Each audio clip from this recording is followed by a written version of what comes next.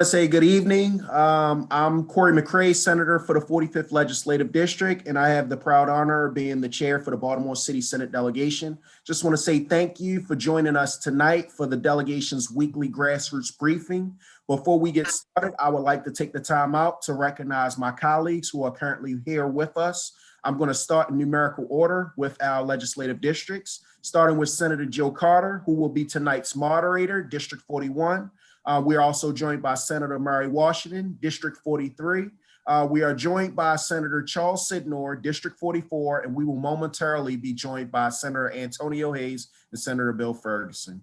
Over the past several years, as a state and as a nation, we have engaged in important dialogues about the role of our court system and about the strength that lies in diversity, equity, and inclusion. Our theme to bring information to the public on important matters, and that March is Women's History Month. We are joined by three leading women in Baltimore to discuss the work they are doing in the city of Baltimore as it relates to the operations of both circuit court and orphans court and equity in our city. Our colleague, Senator Joe Carter, has been a strong champion on matters involving criminal justice reform, civil rights, and women's rights. Acknowledging her commitment, she will moderate tonight's briefing. Senator Carter, the floor is yours. Thank you, Mr. Chair, and welcome everybody. And my colleagues, Senator Washington, the women of this delegation are particularly honored to have the three of you join us tonight, closing out Women's History Month. I am very excited to have the three of you. I too have not seen your beautiful faces in quite some time. Clerk of the Court, Madam Belinda Conway, Madam Equity, Baltimore City Equity Czar, Dana Peterson Moore, and of course, Marilyn Bentley, Clerk of the Court. And so I wanted to start out because, you know, you all keep the trains running, so to speak, in many ways. And you're not always in the news every day, and many people don't really know of the important work that you do. And so I want to start out with each of you, just first of all, saying thank you for your service. And then also, you know, getting an outline, sort of a summary of the work, the main responsibilities of your office, your contact information for people that want to know how to reach your office.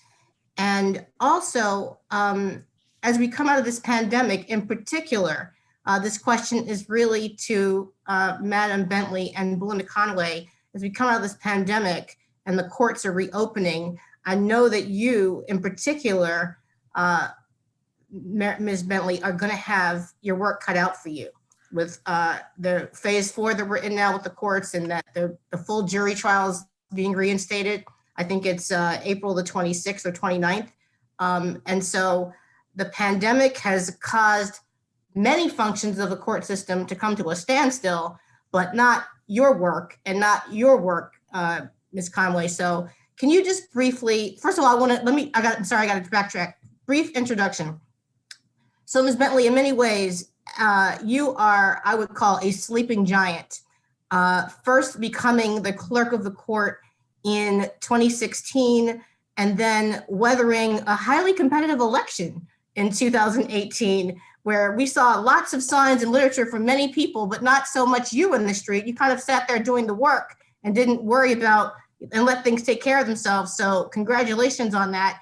And can you give us an idea of how this pandemic has affected your office? What are your thoughts and your strategy for bringing us out of it? We know that Baltimore City in particular is one of only, I believe, 2 jurisdictions left in the state of Maryland that doesn't have remote e-filing. So you've had in particularly great challenges. So can you talk just a little bit about the challenges and how we move out of this pandemic with an efficient system, court system running in Baltimore City? Well, thank you for that very lovely introduction. And I am very pleased to be in the company of a very esteemed group of legislators and public servants who have acted very responsibly, I think, throughout the entire period of our pandemic. First, I'd like to give a telephone number, which you asked for, because I'll forget to do it otherwise. My telephone number, which will get you to my office and hopefully get you to any assistance you may need in the clerk's office, is 410-333-3733. At that number, we can connect you with other services that are in our courthouse. But let me just tell you a little bit about what we have been doing since the pandemic, and now it's been slightly over a year. The clerk's office has actually been open for most of that period of time. Our normal hours were 8:30 to 4:30 before the pandemic. They continue to be those normal hours. The chief judge did close the courts in the state of Maryland for a period of time, and we were, of course, closed for that period of time. And since that period of time, the courts have been closed to the public walking into the courthouse. However, you could always contact the clerk's office by calling, sending us an email, and I'd like to address that a little bit later since we are not an electronic court yet, or by putting your documents and concerns into a Dropbox, which we created because of the pandemic. We didn't have a Dropbox prior to that time. That Dropbox is physically located, and it still is in operation today in the Mitchell Courthouse, the Calvert Street lobby, and it is available 8:30 to 4:30. It is for all divisions in the clerk's office. We will take any and all documents for all of our divisions. They will be dated that same day. We will process them through whichever department that they need to go to.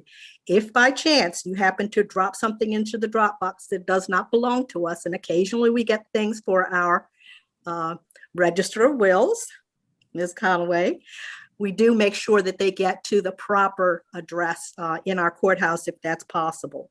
I do want to mention that we do have that Dropbox available every day of the week, except of course court holidays, and that is Monday through Friday. And again, I emphasize it's for all of our divisions. So if you have anything that you need to put to our clerk's offices, you can certainly put in the Dropbox.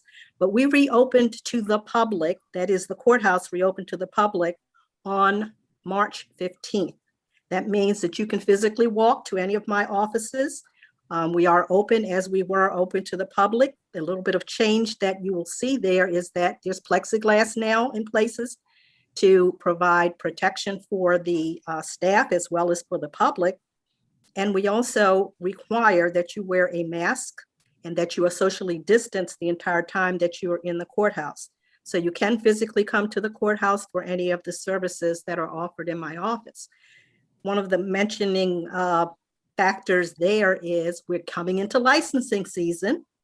That starts on April 1st. It will last through the end of June. That's the normal time for our business license renewal season. Last year, we actually mailed out approximately 13,000 business applications. We did process 5,500 plus business applications during that period of time, either through the mail or through the Dropbox facility. During that period of time, you were probably allowed for a very short period of time to actually come in and file in person. Because we're open, you can actually do that still, or you can send those licenses through the mail. And so we will continue to do that for the licensing period. We also have a marriage license unit, and there was some difficulty at the beginning because the courthouse was closed for marriage license applications. So the chief judge and the legislature very kindly gave us the ability to have marriage applications done essentially in some places remotely, not in Baltimore City. But what we did do to accommodate our emergency applications was I actually went out and took applications in person with oaths from people in various locations throughout the city. We invited people who needed to come for their oath to the courthouse to a location that was outside the courthouse.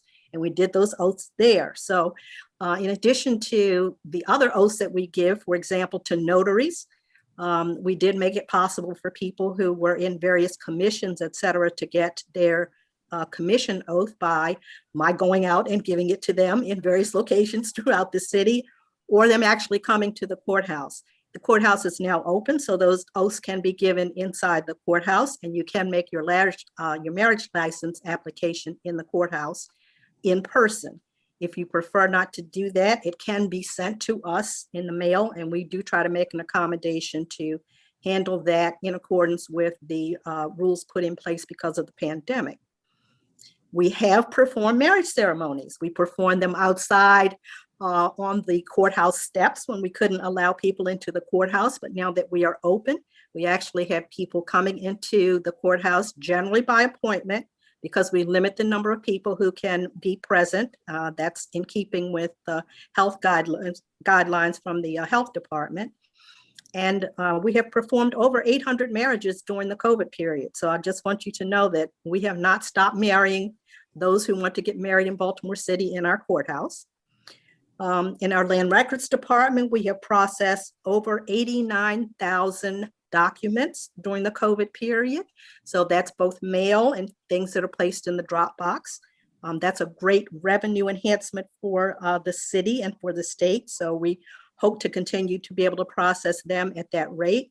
And of course, we have to coordinate what we do with the Baltimore City Finance Office. So we work with our justice partners, not just the state's attorney's offices, but any justice partner who needs to make special arrangement with my office. We've tried to make arrangements to handle both emergencies as well as routine matters that are allowed by the current laws. Yes, we will open to jury trials at the end of this month. We have made accommodations for that by placing plexiglass in important places in both our jury assembly areas, as well as in the courtrooms, as well as in all the facilities where we think that our jurors may need to have a safe environment coming into the courthouse. They will be required, as our employees are still required, to wear a mask and to be socially distanced during this period of time. But we also plan to continue doing our remote hearings, and that's the other big accommodation that has been made. So throughout this period of time, we've had remote hearings conducted by our 35 judges, both in the courthouse as well as from remote locations. That means that people who may be incarcerated in some of our facilities are participating using Polycom and other technology. And we've used our resources to make sure that we are providing those kinds of services to our community. MDEC is coming to Baltimore, and there are actually 2 other jurisdictions. Baltimore City is one, of course, Prince George's County and Montgomery County.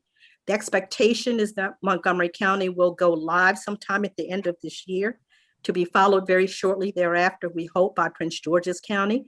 And then last and most importantly, Baltimore City. We have very old computer systems that need to be adjusted and modified to make sure that we transfer the data properly. And we're hoping to do that in a very orderly fashion to make sure that when we move to MDEC, that it is a smooth transition for our public. So having said that, that's pretty much covering what we have done during the pandemic, but certainly if there are questions and concerns, we'd be happy to entertain those. Thank you so much. And, you know, I feel good knowing that coming out of this, we're in competent hands with you, Madam Bentley. If you know, you said the jury trials will begin at the end of April. What type of a backlog can people expect? Well, initially, of course, we have to make sure that the process works. So at the point that we open, there are already several trials that have been scheduled. As you know, we have been closed to jury trials for a year.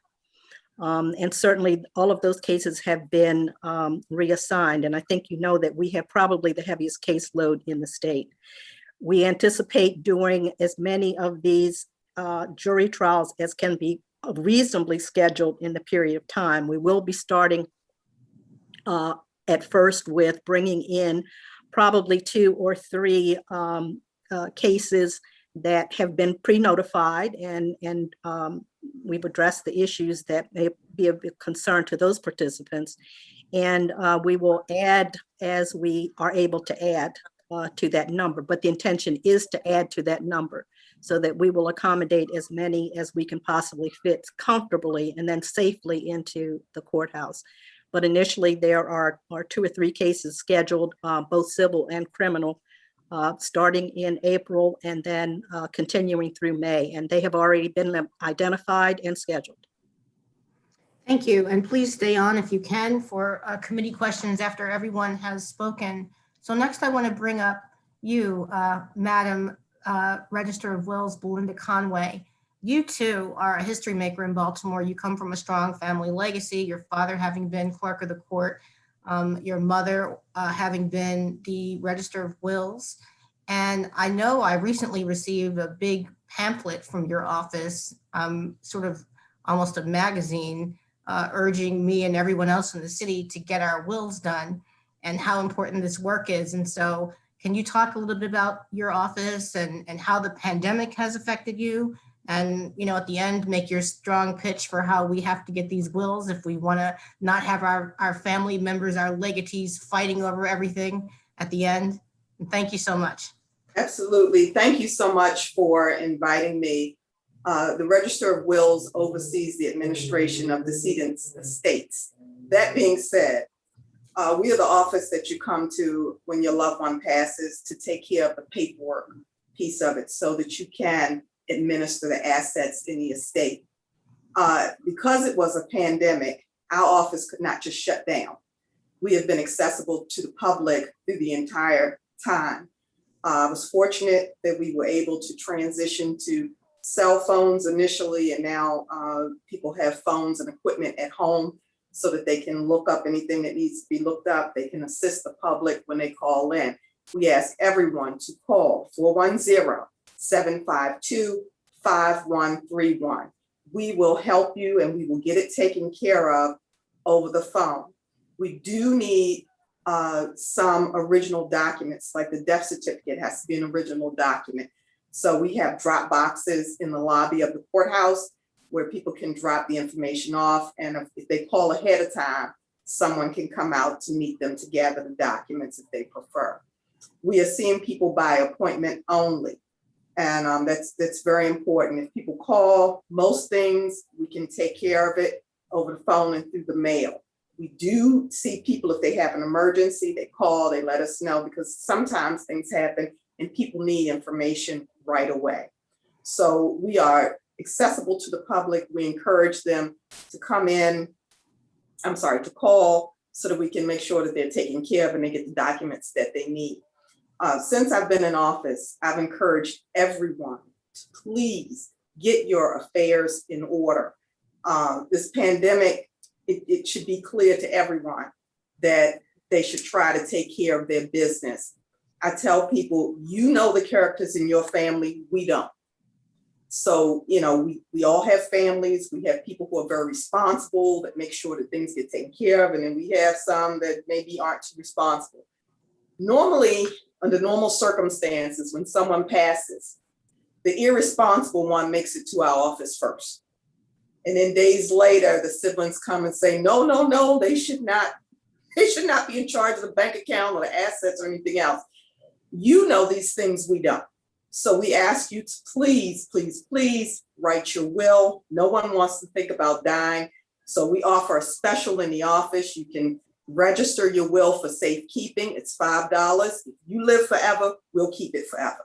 Write your will today.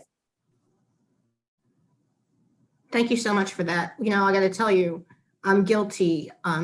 Until my mother's death some years ago, I didn't like to think about death and I wouldn't want to sit down and do the will. But here's what I want to ask you. Is there assistance or help out there for people, not just to file their will or register their will, but to actually get it written? Because I think that's the hard thing for people.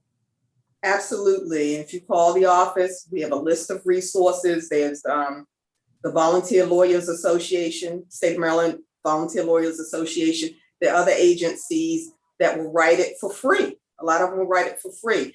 Please call us. We have those resources and we'll make sure that we get you to the appropriate person. A lot of times they will assist with making the appointment. Our staff will assist with making the appointment and even give you a follow-up call to remind you so that you don't miss your appointment. We do everything possible to make sure that it's very easy for people to get this taken care of. It's a difficult thing. And Jill, just like you said, when you lost your mom, it was the same thing for me when I lost my father. You get to understand very quickly how important that document is. So please, for everyone, even though you don't want, everybody likes to put this on the back burner, But you should, if you have a will, you should update it.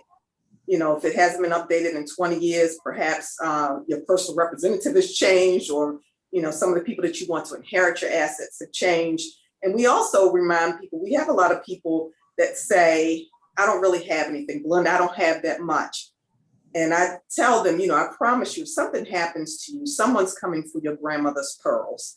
So think about the things that have been handed down from generation to generation that you don't want to end up in Goodwill, because that happens. Sometimes people don't know that it's valuable.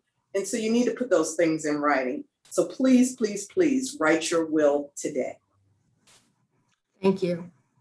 Now, finally, last but certainly not least, Dana Peterson Moore, I've actually known you for a really long time, maybe personally the longest here, because I remember I was a clerk for you to some extent when you were making history back in, I think, the 90s, early 90s, as a partner at a major law firm, a place that many women don't get in Baltimore and Maryland, and many Black women certainly. But you've left that life of glory behind. And then you went on to become the first woman city solicitor in Baltimore City. Some say acting, I say city solicitor in Baltimore City. And now, not only have you taken on a job that I personally know is extremely challenging and fit for about 10 people to do with the Office of Civil Rights, but you've added an additional component to that, which is the Office of Equity, and being the first woman equity officer in Baltimore City. So tell us, please, and I want to say, a lot of people before I worked at for that civil rights office didn't even know that Baltimore City had a civil rights office. So that was one challenge. But please explain to people what the office does and how they can be assisted by the office. And then talk about your vision. Sure. First of all, thank you, Senator McCray and Senator Carter for having me here. And Senator Carter, I'm getting email messages from your former colleagues, you know, my current team, saying they were having trouble getting on. They finally figured out, you know, a way around. So I think there's a number of members of the Office of Equity and Civil Rights who are listening in, and I know that they're not listening because of me. They wanted to see you. So I'm glad that they're on, and just really, really appreciate all that you did, because you did make that office known. You really elevated it. Your work was just so important. And you're right. I mean, it's been around for a while, but a lot of people didn't know you know, what it did and what its importance is. So I feel like I take very, very seriously the role of continuing to nurture the office, to grow it, to keep it doing well, and to, you know, continue its ascension into the importance for Baltimore City.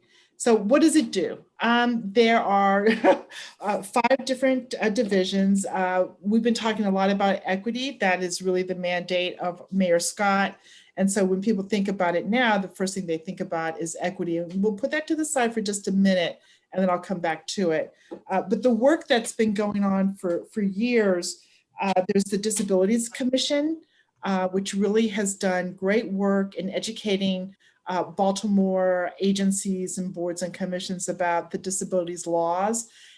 Most recently, there's been a focus on helping the city understand how to deliver much needed services such as vaccinations to persons with disabilities, and the changes that need to be made to accommodate and make sure that those vaccines get delivered to persons with disabilities.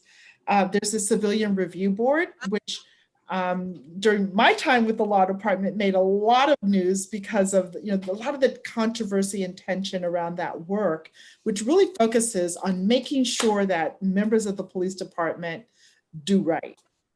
And I'll just leave it, you know, that simple. Make them do right. And when they don't, that there's, you know, consequences, that there's a process in place to review the conduct and to penalize and reform if necessary.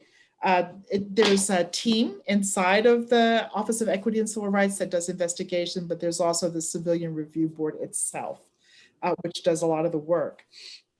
There's the Community Relations Commission.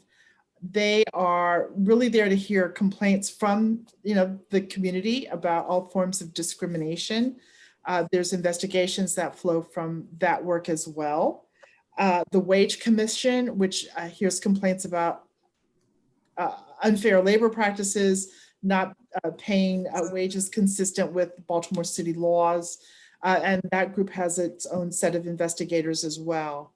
So really what the public wants to know, if something is happening to me, to them, that is not right, that it feels like a form of discrimination or out of the ordinary, not consistent with Baltimore law, call 410-396-3141. Pretty easy to remember, 3141 of the last 4 digits. I don't have a problem with anyone calling me on my cell. That is 443-610-6761. I can tell you before the pandemic, I would not have said I was much of a cell phone person. Since the pandemic, I keep both of them my work cell phone, which is what I just gave you, and my personal cell phone. They're with me all the time. Call, text, I will answer and I will call back. My email address is kind of clunky. It's equity, the word equity.danapmoore@baltimorecity.gov. And Moore does have 2 O's. People ask, I don't know any other way to spell it, but it's MOORE@baltimorecity.gov. So since the pandemic, the office has been pretty much 100% remote, just like most of the city offices across the city agencies. They're 100% remote, but there's call forwarding, people are checking in, folks are checking their emails and their cell phones constantly. It's really strange to be coming in as the new person. I'm leaving an office that I took over on March 1 for the law department. On March 13, everybody was gone. Everybody disappeared. And I was going into City Hall and there were no people. I was in charge of an office, but there were no people present. Now I'm coming into a new office. Ralph and I were there on Saturday, bringing some more things over. And of course, there's no one there on Saturday, but there's not going to be anybody there this week either. So that's just the way it is. But we communicate really well through email and cell phone, and Zoom calls, lots of Zoom calls. So just as the clerk of the court, Bentley, said, the work continues. It hasn't stopped. We've just found a different way to do it.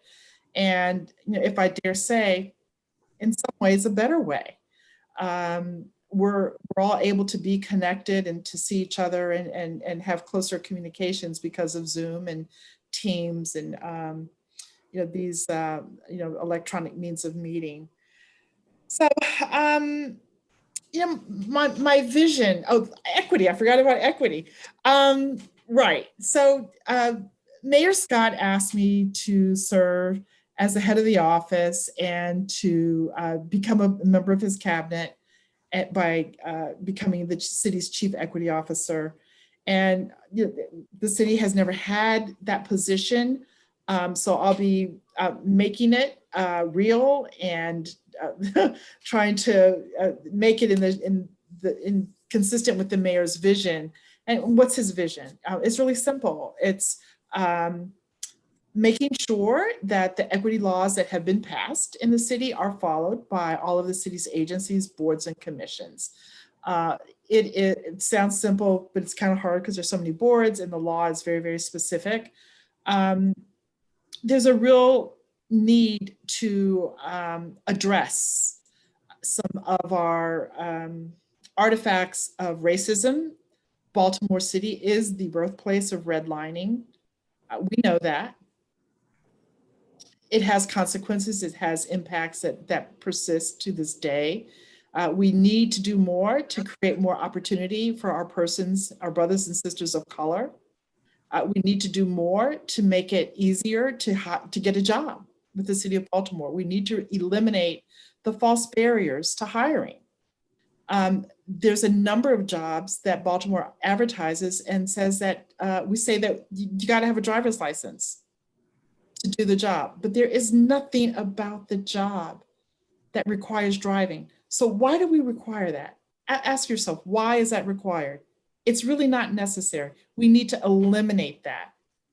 We have a number of jobs where we require a bachelor's degree, but this is 2021. There's so many jobs. You don't need a college degree to do the work. So why do we require it? That's what I call a false barrier. That's what I call something that we can eliminate. Procurement, I have always said, Baltimore, we spend a lot of money. Turn your TV on to Charm TV on Wednesday and you will see hundreds of thousands of dollars are being spent to acquire goods and services and to carry out the construction and development needs of the city. Those are jobs that many, many people can do. What I hear is that minority local women businesses feel that they don't have the opportunity to compete for those jobs. Well, what can we do about that? We have to do something about that. One of the things that I hear often is people don't know. So I spent the weekend looking at the city's website and I tried to find the procurement, the opportunities to do business with the city. I know that website. I've used it really for the last 3.5 years and I had trouble finding job opportunities, employment and procurement opportunities. And I found some, and if you look at my Facebook page, you can see that I posted on about DPW. And this is not, we can make a change. We can change our website to make it easier for people to find the opportunities. And you know how much it's going to cost us? Nothing. Nothing. We can make that change. We can do that on our own. We don't need legislation. We don't need an executive order. We can make that change and we can get these, we call it in the law, low-hanging fruit, and we can get these opportunities out, very, very quickly. Mayor Scott has inherited this system. He didn't build it, but he can rebuild it. And when he says we need to reimagine government, he's talking about the website too. So we can, this is just an example. I'm excited. We need to hire a data analyst. Evidence-based discrimination is very difficult to challenge. We have the evidence, it's there. I need the data to support it and to support the decisions that need to be made. We need to hire someone to do education and training across the city. This time next month, I hope that if you had me back, I will tell you that all of the agency heads have been trained on implicit bias. That's just a start. That's just a start. So, there. Thank you so much. Are there any questions from members of the delegation? No questions at all? Well, don't tell me we're going to end early or I can monopolize the conversation. Okay, there's Senator Washington. I had my little hand up. First of all, just what a great reminder, especially when we're down here in Annapolis and we're closing in on our last 18 days or 15 days, and just the struggles that we have day to day, week to week. Just, hearing from you and just being reminded of who we're fighting for, but also who we're fighting with. Each one of you is an example of why our city is as great it is. Each one of you is easier here in Annapolis, and just really thanks for reminding us because we need that special push. Ms. Moore, you're a friend, you're a constituent. I really appreciate hearing you. And I also heard this from Ms. Bentley and Ms. Conaway about using data and information and the importance of analysts in your office because information is power. So I was very happy to hear that.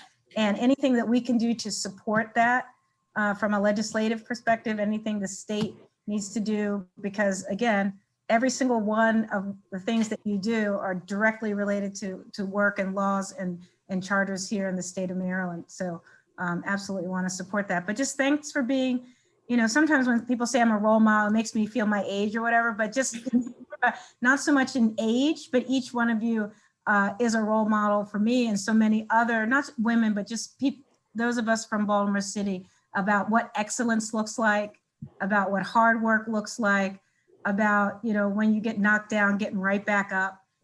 Just thank you so much for that. And thank you, Senator Carter, for picking this panel. And thank you, Chairman, for giving this opportunity for this boost. I appreciate it. Yeah. So it's kind of a mutual admiration society right now, because the senators, you guys are rocking it. I was on a call on Saturday with Stephanie Rawlings Blake, former Mayor Stephanie Rawlings Blake, and someone mentioned, oh, this great thing was done in Annapolis, signing of a bill to help fund the HBCUs. And I said, yes, it's huge. It's huge, but we got to take a pause for just a minute and really thank Howard Pete Rawlings, who so long ago got the ball started, and you guys are bringing it home. I mean, you're crossing, you know, the finish line. That's huge, huge. What you guys have done this session, and there's more. You know, the police reform. I know it got watered down. I know it didn't. We didn't get everything, but it's coming, and just you guys are in the fight. We know you're fighting for us. We know you are. And I should have said that I do have a real question, which was also just the procurement. No. It was just, I wanted to put that out there first. And then wondered, I guess in each of you, and you have two agencies as agency heads, do you see opportunities or barriers, you know, to procurement, you know, for Black businesses in Baltimore City? Or are there things in the code or the way that you have to do business and acquire your goods and services that you think could be changed and make it easier? And I guess Ms. Conaway I could ask, and Ms. Bentley, and then I'll ask more to kind of speak specifically. Well, for my office, when we need services, I go to the state of Maryland minority vendors list.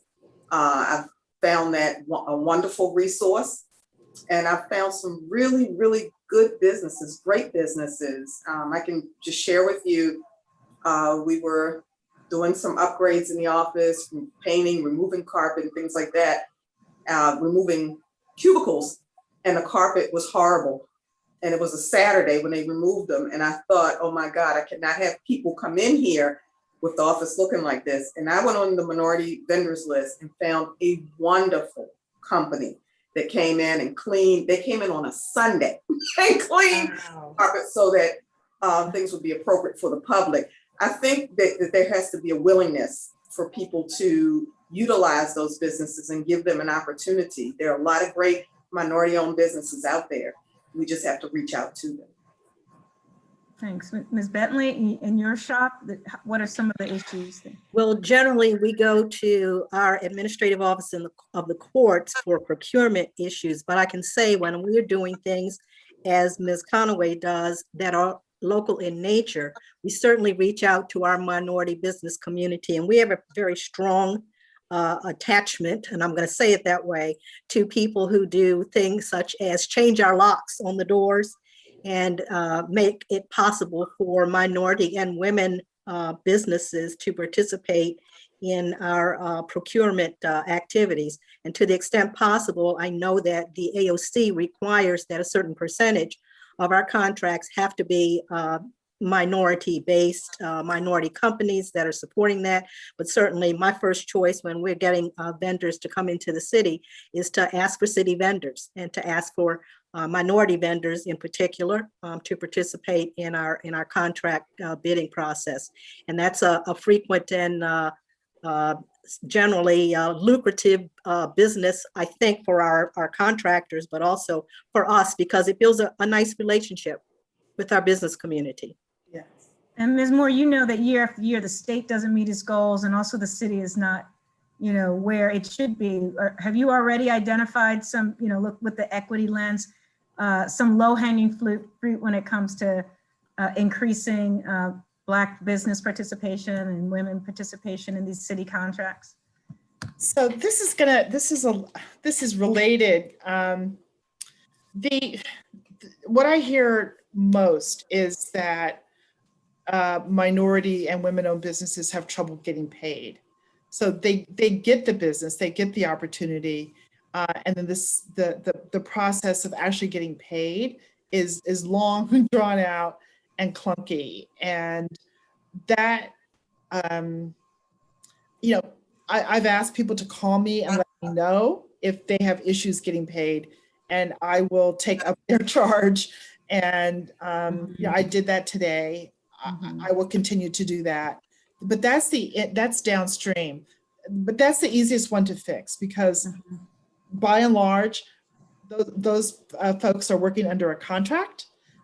There is a contract that says you will perform, we will pay, and when we don't pay, wearing my lawyer hat, that we could be arguably in breach of contract. We don't want to be there. We don't want to be that you know, that business. We don't want to be in that business. So that's one of the things I hear the most. But I also hear minority and women and local businesses have trouble competing. What I hear most often is that they're not aware of opportunities. And you know, working inside City Hall and within the system, you know, like I said earlier, I thought, how could that be that you don't know about these opportunities? And I told you, I tried to find them myself, and I had challenges. The other thing that, you know, that we grappled with, you know, when I was with the law department is, you know, primes, you know, bringing on subcontractors that are minority and then not using them, and that's horrible. That is absolutely horrible. What the solution to that is?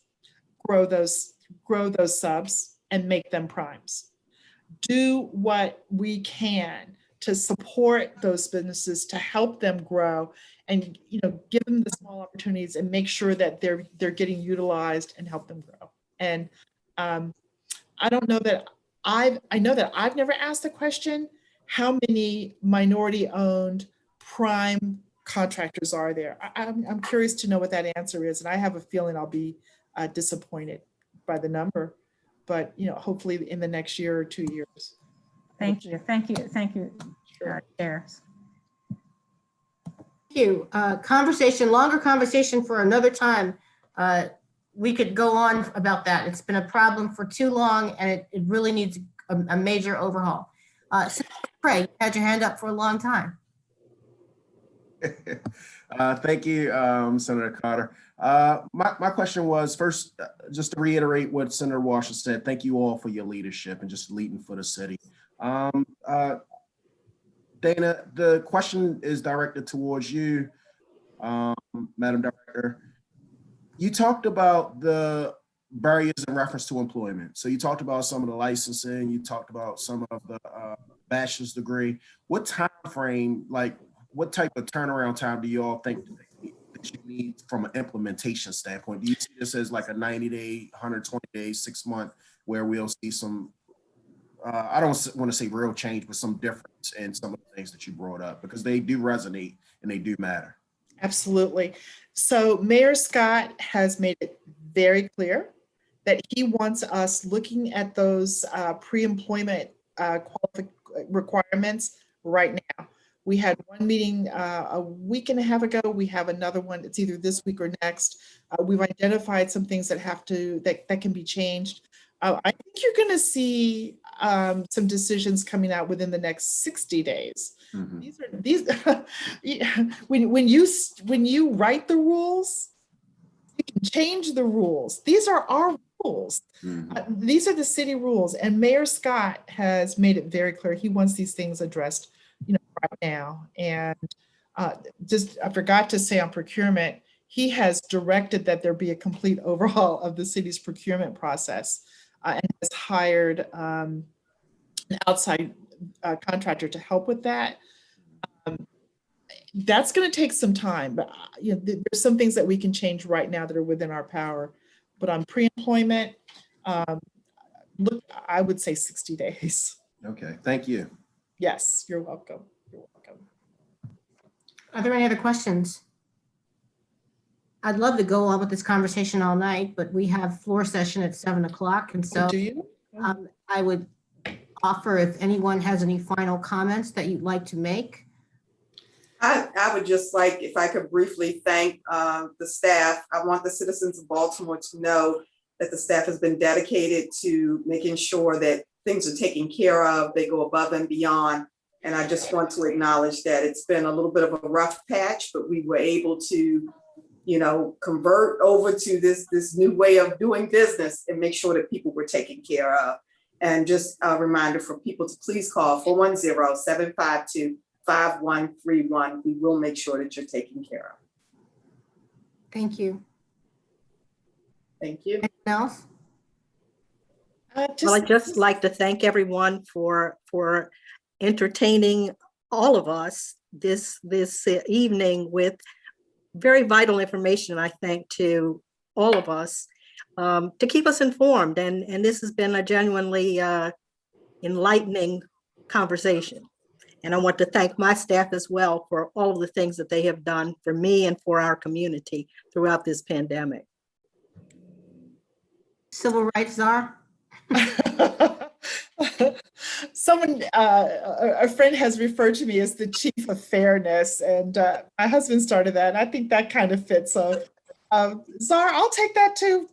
Doesn't matter. Call me whatever you want. Just call me 410-396-3141. We got some equity and fairness for you. Thank you so much for this panel. I know that the Office of Equity and Civil Rights, they're listening in. We've got friends that are listening in. It's been a hard year. It's been a hard 12 months. Thank you so much for your commitment and sticking with it and being flexible and just so dedicated. So many people across all the agencies, but I know the Office of Equity and Civil Rights in particular. So thank you. Thank you. I'm going to give a shout out to them, especially those that I used to work with. I love you and miss you all.